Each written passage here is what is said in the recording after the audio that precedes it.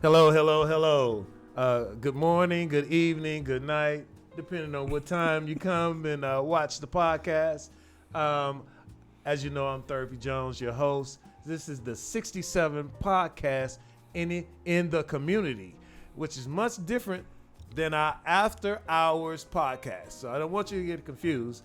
I don't want you to turn on the after hours and you see me out there drinking some wine or something.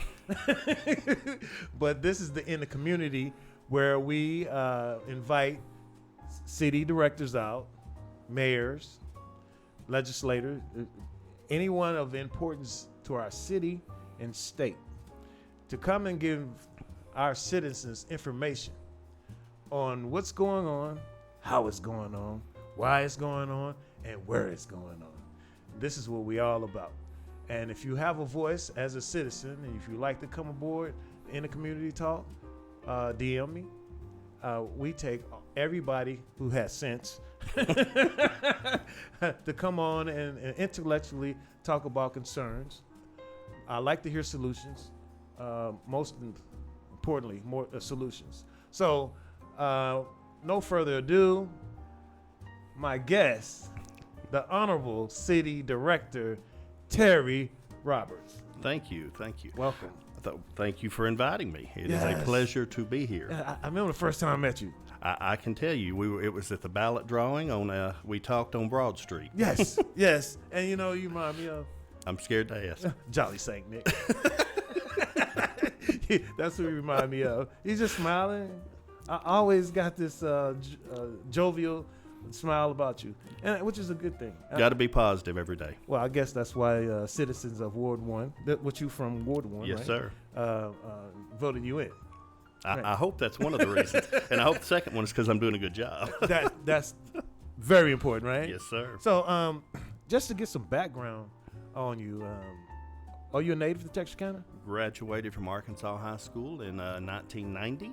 Class of 1990. There you go. I'm 85. You closer to Medicare than I am. yeah, I'm getting there. Graduated from East Texas State University, which that is right? now Texas A&M, Texarkana. Texarkana has Texas You A&M. got it. Everything's local right here. I was a native-born Texan. I stayed in Wadley Hospital for 2 days before I ran back to Arkansas. Oh. So, but I got elected in 2020. 2020. And I had called. I've always been active in politics, I guess, from the aspect of I worked for a judge in Bowie County and have for 22 years. So, and she was on the city council 10 years prior to that. So we had we got 32 years of experience in running campaigns. That's a lot. That's a lot. That is a lot. And the roads, I would have road problems. I would have questions. I would have concerns. They went on deaf ear. I would email, not get a response. I would call, I'll get back with you. Well, I'm still waiting on those. Well, you know what? You're my favorite type of citizen. When the politicians start politicking, that red flag, you said forget that. Oh. Let me put them to the test and run against them. Let me tell you, the one thing I will never be, I'm in a political office, but far from a politician. I love those. I'm definitely not one. If I don't know, I'm going to tell you I don't know, but I'm going to find out, and then you're going to have me back on. We're going to talk about it again. That's the person I'm looking for. Yeah, I don't. And real quick, the moral to the story. If you have some empathy for the cities and you're calling, and just like Terry was getting the runaround, find someone or find it in yourself to run against them. That's exactly right. Because competition makes a better office. If you have the 3 C's, which is care, compassion, and concern for the community, you can do anything. Anything. And I did not experience that in any way, and not taking a shot at anybody that was there at the time, but sometimes change is good. Change is always good. Yeah, and my goal was positive change, and I always told them in any department that we have, I don't want a show horse, I want a workhorse. And I don't need you just for show. I need you to be working. I need productivity. I don't need you to overpromise and underdeliver, because what you tell me, you're setting my expectations to go back and tell my constituents, this is what we're going to do. So if you're telling me something that's wrong, I've told the citizens something that's wrong. Yes. And I don't like that. Well, real quick, we're going to switch subjects real Sure. quick. For everyone who's, including myself, Gotcha. my geography skills, I think I got a D back then.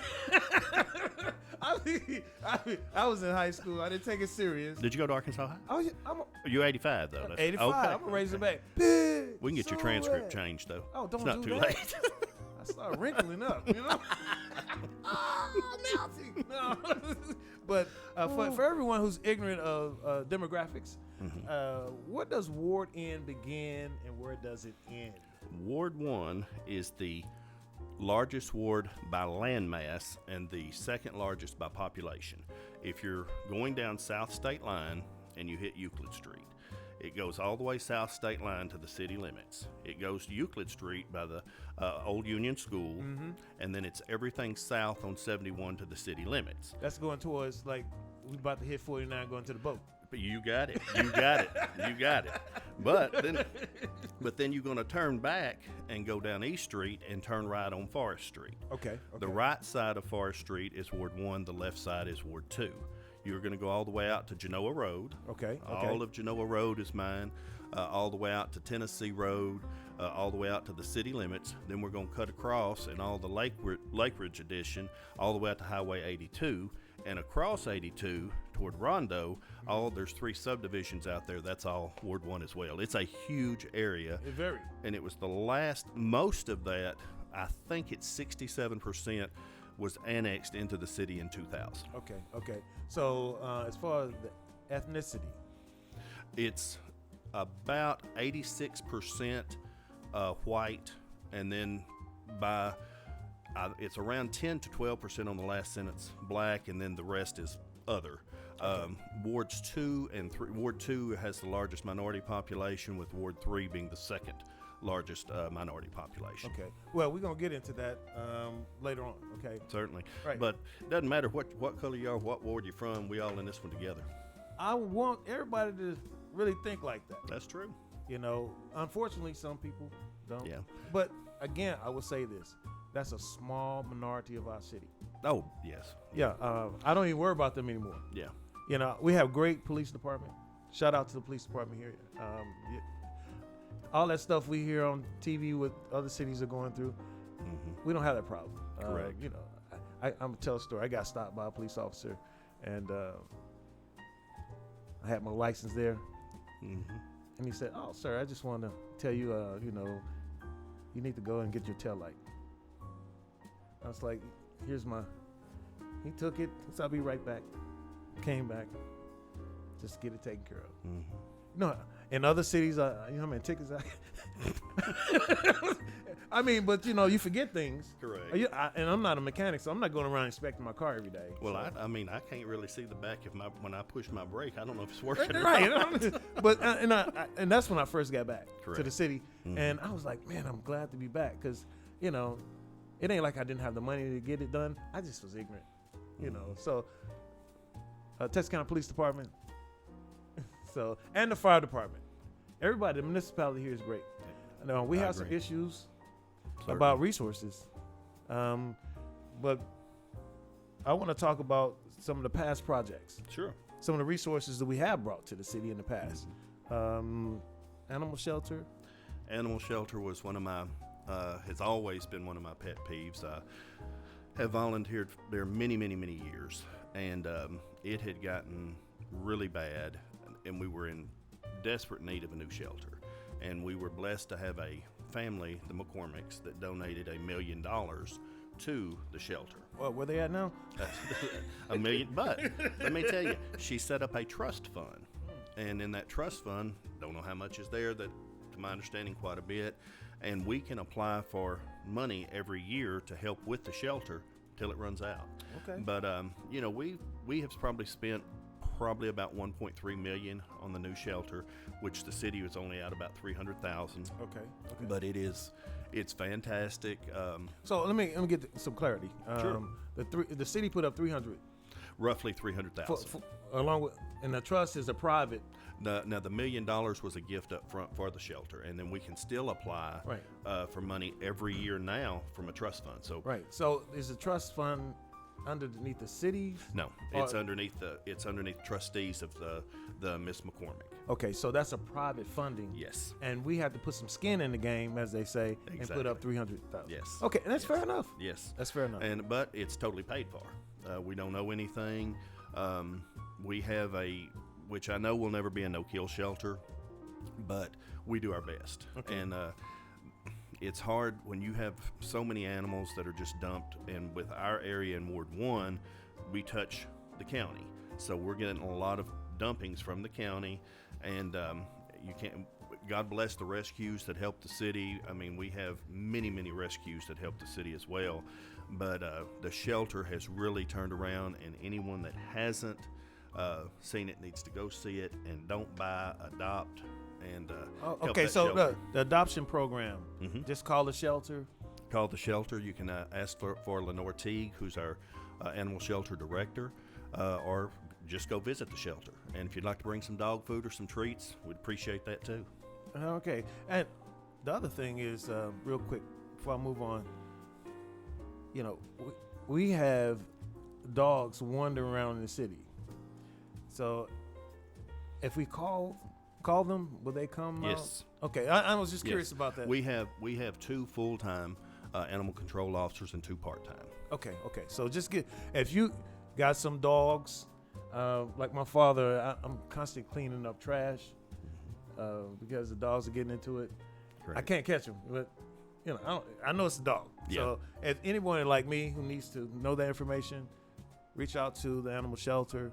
And it's on our city website too, cityofTexarkanaAR.org. We'll kind of post that. So Sounds good. the next thing is, I had an opportunity. My first time, it was about a week and a half ago. Go to the rec center. Shout out to Vicky Lacey. Fantastic lady. Right. Her organization gave out Valentine's gifts to senior citizens, which is a great thing. I volunteered. It's my first time going. And I was like, wow.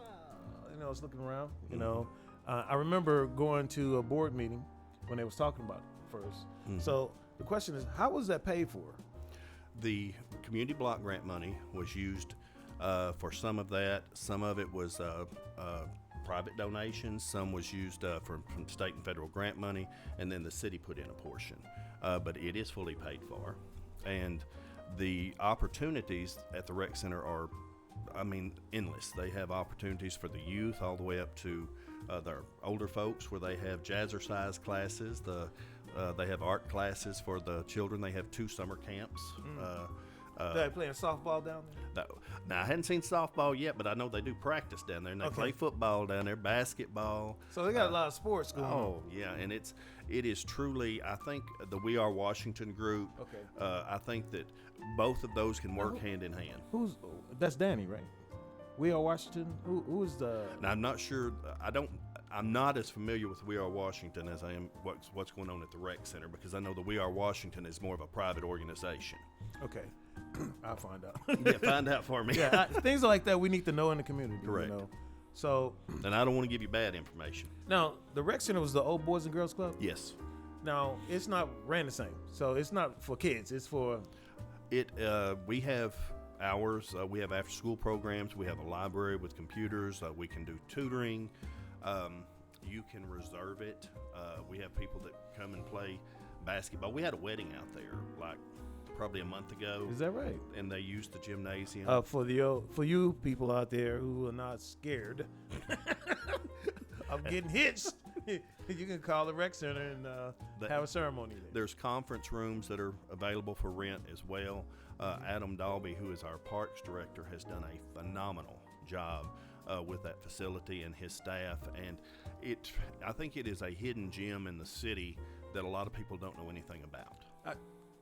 When I went down there, that's first thing I thought. This is a gym. This Correct. is, I mean, a diamond in the rough. You know, I There- mean, it has potential to grow some more. Exactly. And there's Right. plenty of land there to do it. And I noticed. Mhm. Now, you mentioned the community block grant twice. Hmm. For people like myself who are ignorant of the facts, All right. could you just kind of give us a general idea? What is it, where it comes from, Certainly. and how is it applied? Community block grant money, I just consider CBG money. It's federal money. It's Okay. it's sometimes we can get some from the state, but you can always get it from the federal government, and it's grant that you apply for yearly, and Okay. it can be a low amount to a high amount, just depends on what they have to offer. But it only can be spent in an economically depressed area. So, going real quick, Mhm. have those what are those areas here in Texarkana? Pretty much the College Hill area. Okay. Is there's some areas of Ward 3, but the majority, Director Harris's area, it's an economically depressed area. They call them red zones. In the past, they have, yes. Okay.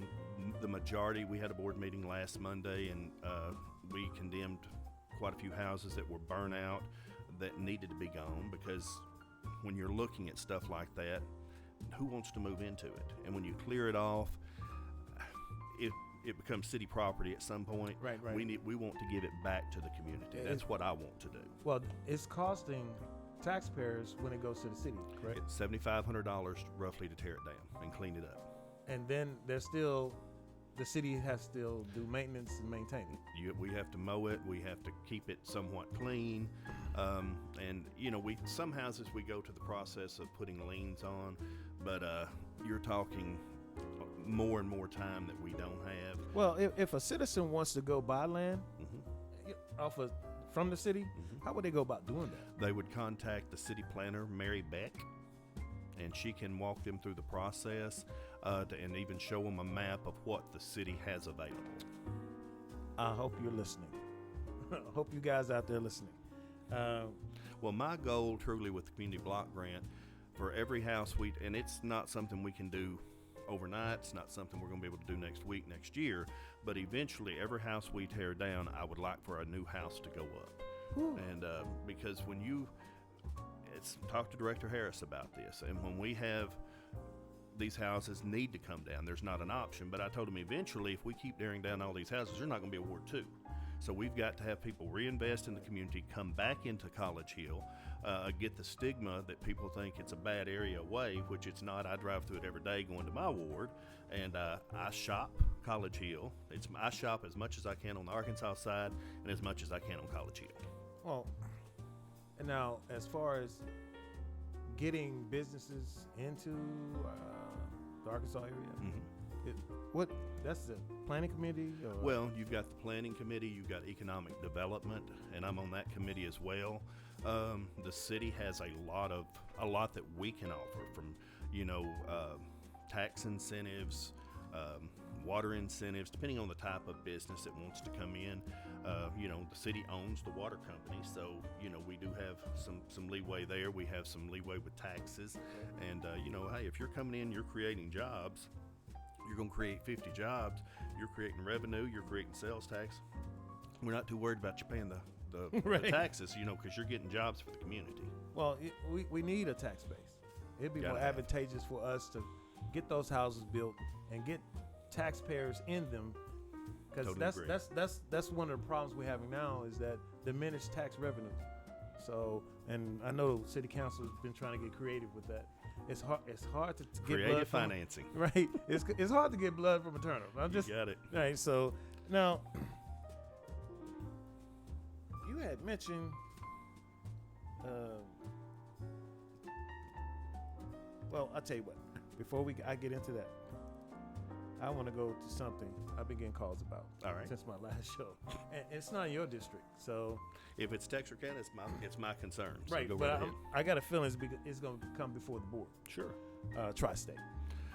That we are having I'm not. Director Hollabush, it's in Tri-State's in Ward 3, which is a lot of the Iron Mountain area, which I'm not as familiar with Ward 3 as I would like to be. but there has been from a lot of the people I have talked to, even that have come to the board meetings, there's some noise complaints that, that there's equipment that runs till 1 and 2 o'clock in the morning. There's a mountain of debris, I guess Garbage, you would say. pretty much You know, waste. I don't even know what that is, but there's going to be a meeting this coming Thursday at 5 o'clock at the Iron Mountain Center, and there's going to be representatives from. That's March 2nd. Yes, it is March the 2nd, and it's an open meeting to the community. I know some of the community leaders in Ward 3 are going to be there. A lot of the citizens are going to be there. Director Hollebush is going to be there. The chief of police, I know, is going to be there. The public works director. I encourage everyone to come out because you're going to be able to get your concerns out there with the people that can actually fix it, which is, Right. Public Works, Tri-State, work together and see if we can't resolve it and make a better community over there. Well, while we're talking about it, have you heard a solution to some of this? The noise. Well, From my understanding, the noise is a big thing. I mean, During For the me, daytime, people should be at work, but correct. at night, Oh, yeah. Well, and I mean, you're gonna. Most people don't work 8 to 5 anymore. Okay. It fluctuates. Yeah. But especially if you work at Cooper Tire, you're 7 to 7, one or the other, so you're gonna be sleeping sometime. But I think if you have set hours that you're gonna be crushing vehicles and I don't know what all they do at Tri-State. I know that crushing metal is a big thing that they do out there. And if you $1 billion business. Yes. And if you start at 7 in the morning and go to 7 in the evening, or 6 to 7, have a 12-hour window where you can get your business done. And I think that would help a lot with the citizens over there, and not do stuff at 10, 11, 12 o'clock at night, which I haven't experienced because I don't go over there. Well, I've been talking, Surely. and I'm a type of guy, we need solutions. I'm not pro Tri-State at all. Mm-hmm. I'm pro business. I agree. They provide jobs here. Mm-hmm. I know several people who work there make some good money Mm-hmm. as truckers and that type of thing. Mm-hmm. Have anybody considered moving them further down? They need the railroad track. Mm-hmm. Moving them further down on the railroad track and give them the land. Just give them the land. I mean, we got plenty of, Oh, yeah. right. And give them the land, give them some incentives to move there. I think any opportunity. I mean, I think this meeting is going to be productive because, like you said, if once you lay out which their problem they perceived as another problem, and this person, I don't know what all's going on in that area, but I Right. know that there's a lot of any solution should be laid out, and let's see what's good for Tri-State to keep them in business, to keep Right. revenue coming in, to keep tax dollars coming in, but Right. also to benefit the community. Right. I And, mean, it has to be a balance. Oh, absolutely. And Absolutely. when I look at it, Tri-State has to make money. Correct. To- And but I looked at the demographics of the track. mhm. It's some land there. Well, and Would I they be think- open to move if they was given the land and 36 months, the building? I think that would be a very good question that we can ask Thursday night. Right. I mean, it's just something to put out there. Well, and not only that, I think that I've never been inside the facility, and if I lived in there in Ward 3 in the Iron Mountain area, if I owned a business, I would, and there was problems within the community or perceived problems or whatever was going on there, I would want the community to come see my operation. And I think if having, groups of 10, 15 people come and let's show, okay, this is what this machine does, this is what you're hearing when this machine does Right. this, understanding how that operates in a general way could help the community understand what goes on. Because if you're hearing some grinding at 1 or 2 o'clock in the morning, what is it? Right. I mean, is it Right. a train that's hooking up? Is it a car getting crushed? I mean, the more you know about any business that's in your community that it works on a large scale, is a good thing. Knowledge is power. You just remind me of something when you said train. I'm glad you said that. It kind of triggered. Uh-huh. When I was a kid, and God rest his soul, former mayor, Reverend, Londell Williams. yes, thank you, Londell Williams. you know, he was in the community. I saw him all the time. So as a child, now going forward, when I got a little older, that was an issue with the trains on the track, where they had to actually unhook and leave that path. They don't do that anymore. No. Why? Now that I don't know. We have a problem that is running on from the intersection of it's on Genoa Road by Hastings Crossing, and sometimes you are sitting at that for what seems like hours, and I know it's not, but I have personally sat there 30 minutes at a time or longer. And if you've got an emergency, you know, you can go down 71, you can come all the way back, but you know, heart attack strokes, minutes count, and seconds count. And I had talked to our public works director about that, as far as getting with the railroad and getting some answers as to, okay, we're going to stay here this long. Is when you get to Texarkana, is there a certain amount of cars that you can unhook, hook another engine to, where it's actually shorter? I think we should be asking those questions. That's exactly because right. I know for a fact in the past it had happened. Correct. And Correct. you know, again, it's about being a good partner. However, it's also being about having empathy for these things. Agreed. And over time, a lot of apathy has set in Agreed. Texarkana. And I'm going to keep bringing that up because we have some degradation, the decrease in quality of life here. Sure. And I think it's because of the apathy. And a lot of people moved from Arkansas over to Texas that was kind of, you know, into politics. So now they over there into politics. So I am trying to persuade people to get off the couch, or at least call one of your representatives and voice your opinion, because they don't know everything. No, I can only be as good as the problems that I know. Right. I mean, I have my opinions on how things need to be done, but I'm in my community every week. Every week, I ride my ward. I take pictures of what's going on. I talk to people. I have my Facebook page. I have my city director Facebook page, where I have people that are not in my ward. I post the agenda every time going on. If you have a question, my phone number's on there, my email address. My home address is, I'm as public as you can get. I don't try to hide anything at all. What you see is what you get. That's good. You're welcome to my house. Don't come to the front door because you may be selling something. Come to the back door. So I just looked through the curtains. Oh, it's nobody. There you go. There you go. Now, this is a hot topic right now. Redistricting. I don't hear too much about it in the media.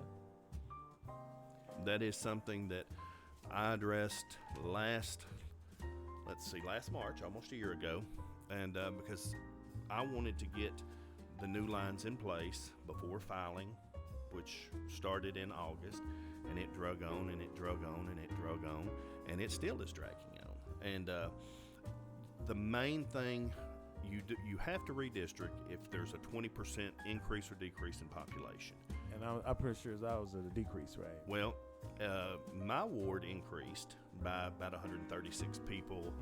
Ward 6, which is the Sugar Hill area, but Ward 2 dropped over 500 people. And so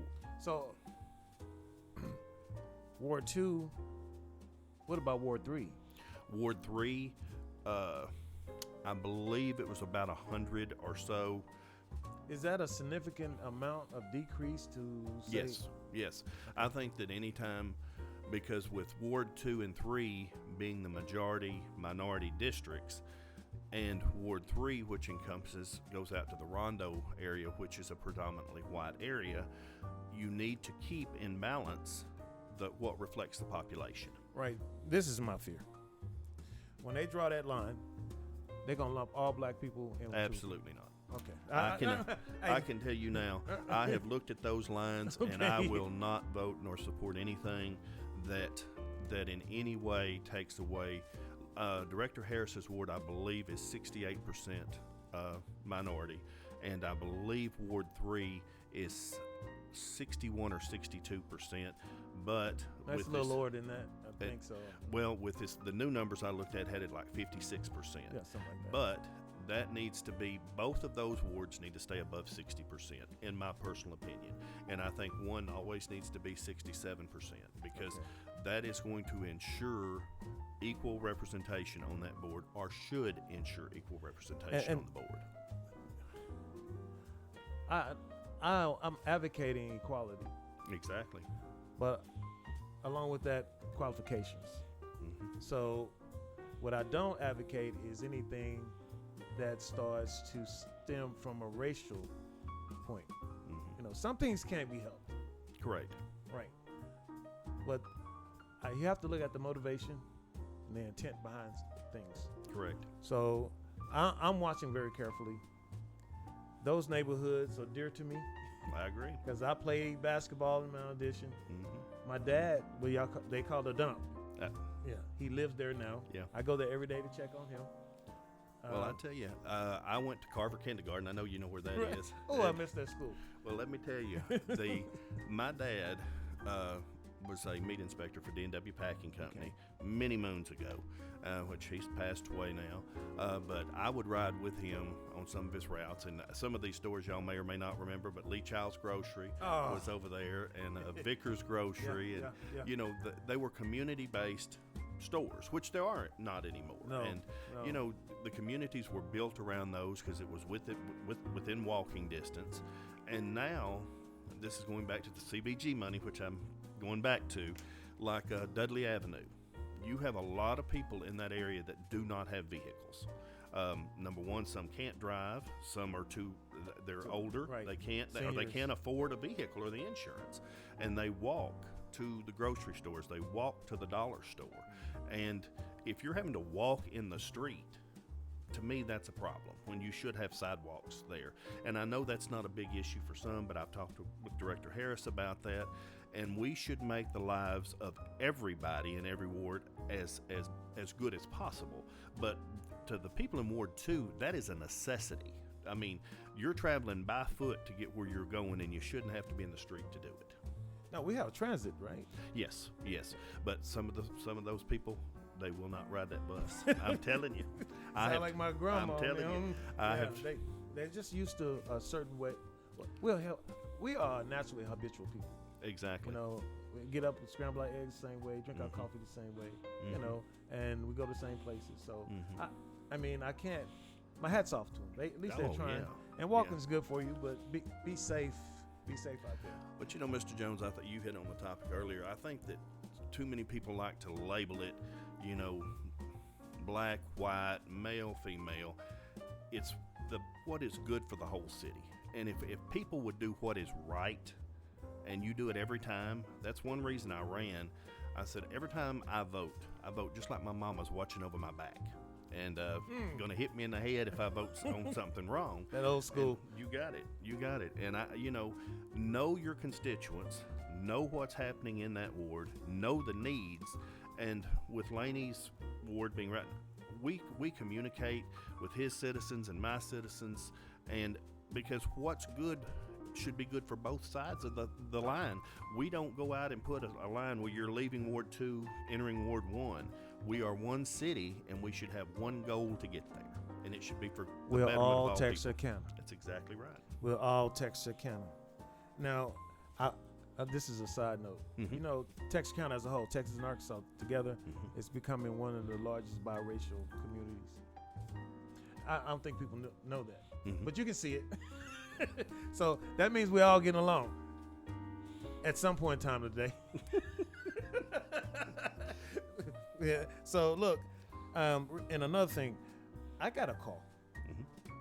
3 citizens after interviewing City Director Laney Harris. Summit Utility. They took over. Arkla Gas or CenterPoint. Right. Recently, right? I want to say it was November or December. Well, I'm telling you, since that point, and I can testify to this, bills have went up tremendously. The Arkansas PUC approved a rate increase of, I believe, 12%. Now, that organization, Arkansas PUC, Public Utilities Commission, it regulates in Arkansas, the electric companies that operate in Arkansas, the gas companies that operate within Arkansas. So how do we get a control over them? State legislator? They're appointed by the governor of the state of Arkansas. But the legislation that allows them to perform the different actions that they do come from your state representative and state senator. Mr. Jimmy Hickey. And Carol Dobby. And Mrs. Carol Dobby. Call them and voice your concerns with them, because there are our representatives. I don't call them leaders because they're supposed to represent our voice. Mm-hmm. And if the masses are saying that there's a problem with their bill as a mass, as a whole, then we have grounds for our representative to go voice our opinions among the state. Well, when you add SWEPCO, which is a fantastic utility company, and I'm glad we have them, because the deregulation they've got in the state of Texas, during their ice storm, you would see $3,000 and $4,000 bills. But now they did a rate increase was approved for them as well as what was Windstream, and I think is now Kinetic, which is your internet.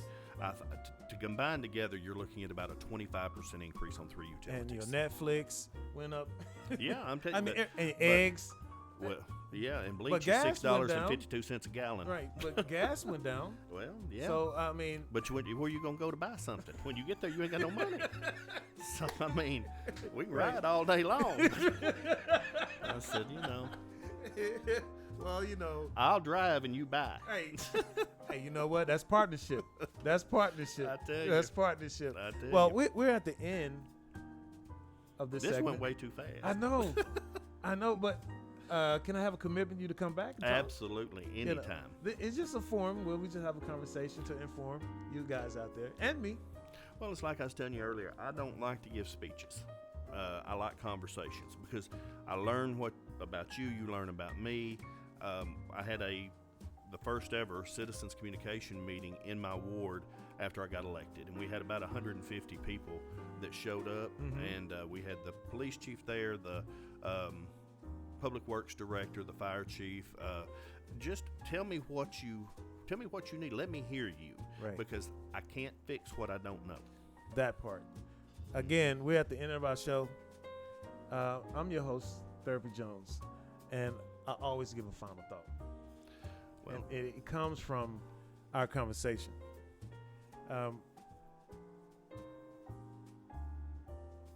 Empathy and apathy are two words you need to get to know and define. absolutely. Apathy is a bad and negative thing. When we get disinterested in the community, we see a decrease in the quality of life. Absolutely. We all should jump on that train called empathy. It's where we have an interest in what happens around us. I'm Therapy Jones. This is the 6-7 podcast. Stay involved.